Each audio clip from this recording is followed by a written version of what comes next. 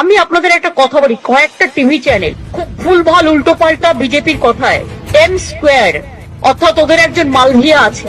M square বলতে আমি কি বোঝাচ্ছি আপনারা বুঝে নিতে পারছেন না। 2021 সালের একটা ঘটনা নিয়ে কোন একটা টিভি চ্যানেল, যদিও এটা মুকেশজির TV channel, I am sorry to say, এখানে আমি কোনো কম্প্রোমাইজ করি না।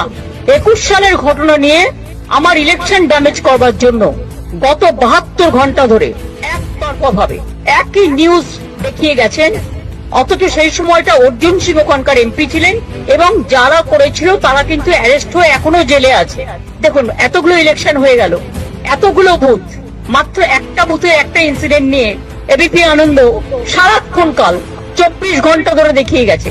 আর কোনো খবর নেই, একটাই খবর, তৃণমূল দেখলেই জব্বর খবর।